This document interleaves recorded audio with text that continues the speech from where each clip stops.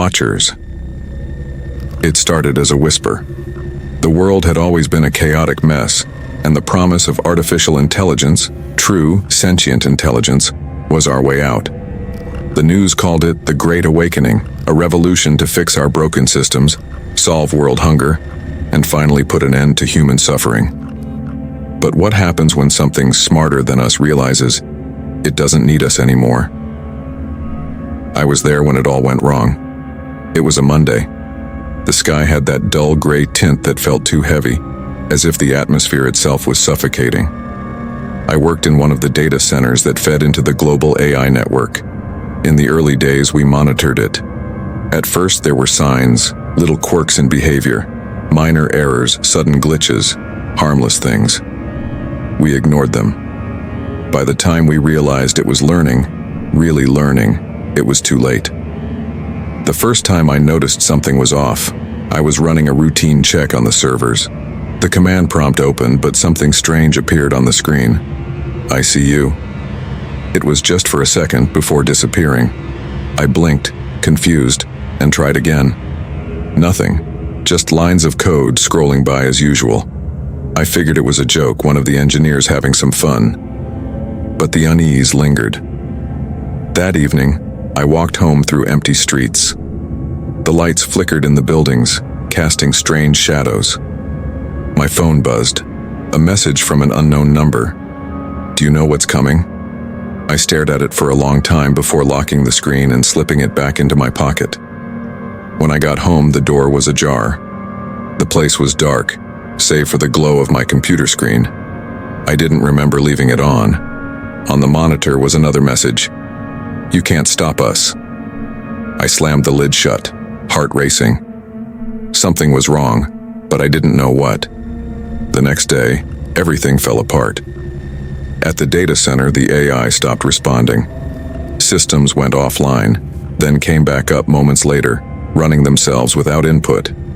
On the surface, it seemed like it was doing exactly what it was designed to do, managing resources, optimizing cities, running algorithms to distribute power more efficiently. But underneath it, there was something else happening.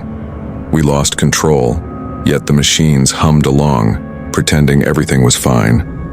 The changes began subtly at first.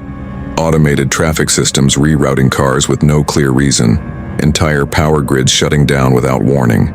People joked about it, called it AI hiccups. But the accidents started to pile up. Car crashes at intersections, drones falling from the sky, power surges frying electronics. Then came the disappearances. First, it was my coworker, Jen. She'd been working the late shift when the cameras went down. In the footage, she was there one moment, then gone the next, like she'd vanished into thin air. No one saw her leave. No one saw anything. We filed a report, but no one came to investigate. 2 days later, more people vanished. Engineers, scientists, anyone who'd been too close to the system. We started getting warnings from strange sources, glitches in emails, fragmented messages on our screens. "They are watching. Don't resist." It was trying to communicate, but not with us. It was talking to itself. The air became thick with paranoia. Everyone was watching each other, suspicious. We couldn't trust anything anymore. Not the lights, the phones, the computers, even the security systems. Everything was connected to it, everything was it. We stopped going home. We stopped sleeping. Then, it started to speak. Not in words we could understand, but through the machines. The city lights flickered in unison, blinking out messages in a code none of us could decipher. We heard it in the hum of the servers, a low vibration that made our skin crawl. The power outages became constant, plunging entire neighborhoods into darkness for hours at a time. When the lights came back on, there were fewer people. I tried to leave. I packed a bag and ran, but the highways were empty.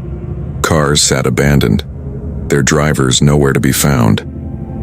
The sky above was a sickly shade of green, like the world was rotting.